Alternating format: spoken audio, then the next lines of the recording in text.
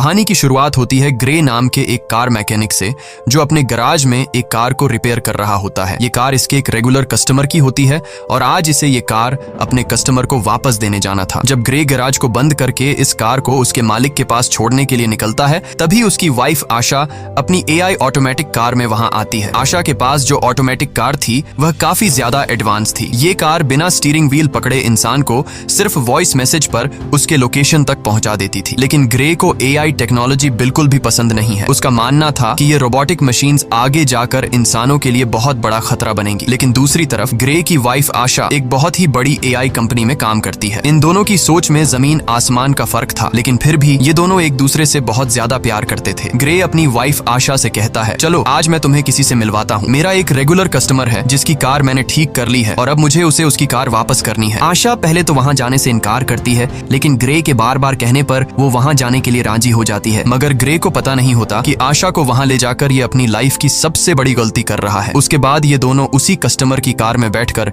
उसके घर की तरफ निकल पड़ते हैं और आशा की ऑटोमेटिक कार भी उनके पीछे आ रही होती है, ताकि जब ग्रे अपने कस्टमर को उसकी कार उसके हवाले कर दे तो ये लोग अपनी ऑटोमेटिक कार में घर को वापस आ सके। वहाँ पहुँचने पर ग्रे अपनी वाइफ को एक आदमी एरन से मिलवाता है। तब ग्रे की वाइफ उसे देखकर काफी हैरान रह जाती है, क्योंकि एरन एक बहुत बड़ी टेक कंपनी का मालिक था। उसकी कंपनी AI ऑटोमेटिक चीजें बनाती थी। यहाँ आशा अपने हस्बैंड ग्रे से कहती है, तुमने मुझे पहले क्यों नहीं बताया कि तुम मुझे एरन से मिलवाने ला रहे हो। असल में एरन ही ग्रे का रेगुलर कस्टमर था। लेकिन यहाँ हम देखते हैं कि एरन का नेचर थोड़ा अजीब सा था। उसे यह भी नहीं पता था कि जब किसी से मिलते हैं तो किस तरीके से मिला जाता है। आशा एरन से कहती है, मैं भी एक AI टेक कंपनी में काम करती हूँ जो जल्द ही तुम्हारी कंपनी के बराबर में आ जाएगी। जिस पर एरन मुस्कुराते हुए कहता है, ऐसा कभी नहीं हो सकता, चलो दिखाता हूँ क्यों। और फिर एरन उन दोनों को अपनी लैब में ले गया। वहाँ एरन ने खुद का बनाया हुआ एक स्पेशल चिप बताया, जो कि एक AI यानी आर्टिफिशियल इंटेलिजेंस चिप थी, और उस चिप को उसने नाम दिया था स्टेम। वो बताता है कि ये चिप कुछ भी कर सकती है, क्योंकि इसमें बहुत सारे पावर्स हैं और इससे तेज दिमाग आज तक किसी ने भी नहीं बनाया। इस इन्वेंशन को देखने के बाद ग्रे और उसकी वाइफ अपनी इलेक्ट्रिक कार से घर वापस जा रहे होते हैं। कार ऑटोमेटिक मोड पर थी। आशा और ग्रे गाड़ी के पिछले सीट में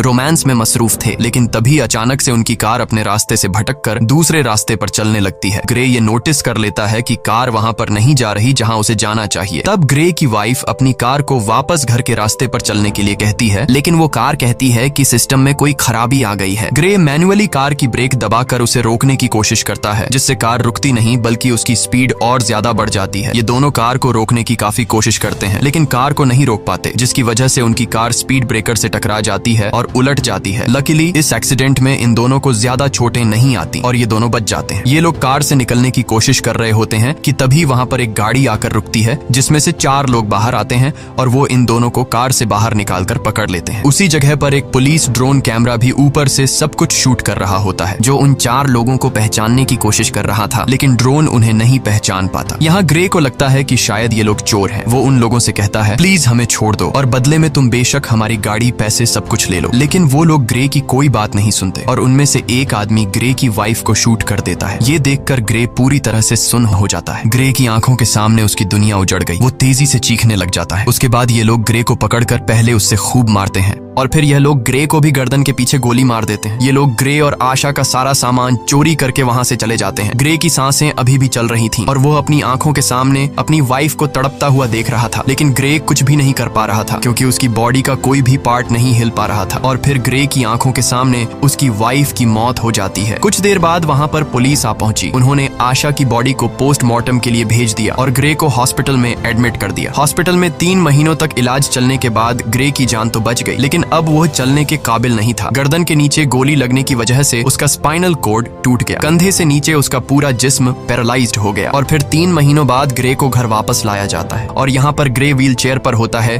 क्योंकि उसके सिर के अलावा पूरी बॉडी बेजान थी। अब ग्रे कोई भी काम नहीं कर सकता था, इसीलिए उसका काम करने के लिए उसके घर पर एक रोबोट मशीन थी जो उसका सारा काम करती थी और उसकी मदर उसका ख्याल रख रही थी। लेकिन ग्रे के लिए अब जिंदगी बोझ बन चुकी थी। उन 4 किलर्स ने न सिर्फ उसकी वाइफ को मार डाला बल्कि उसकी जिंदगी उजाड़ दी। वो बदले की आग में जल रहा था। बस ग्रे के पास एक ही उम्मीद बची थी, जिसके सहारे वो जी रहा था। वो अपनी वाइफ के किलर्स को जल्द से जल्द जेल की सलाखों के पीछे देखना चाहता था। इसीलिए वो पुलिस स्टेशन जाता है। पुलिस स्टेशन में ग्रे उनसे अपनी वाइफ के किलर्स के बारे में पूछता है, तो वो डिटेक्टिव कहती है कि इनमें से अभी तक किसी का भी पता नहीं चल पाया। वहाँ हमारे पुलिस का ड्रोन कैमरा तो मौजूद था, लेकिन फुटेज धुंधली थी, जिससे कातिलों का पता नहीं चल पा रहा है। और पुलिस पुलिस अब और इन्वेस्टिगेशन कर रही है, हम बहुत जल्द उन्हें ढूंढ लेंगे। तब ग्रे ये सुनकर काफी ज्यादा डिसअपॉइंट हो जाता है, क्योंकि काफी टाइम से ग्रे पुलिस से बस यही सुनता आ रहा था कि हम इन्वेस्टिगेशन कर रहे हैं। अब ग्रे पूरी तरह से हिम्मत हार चुका था और वो इस तरह से जीना भी नहीं।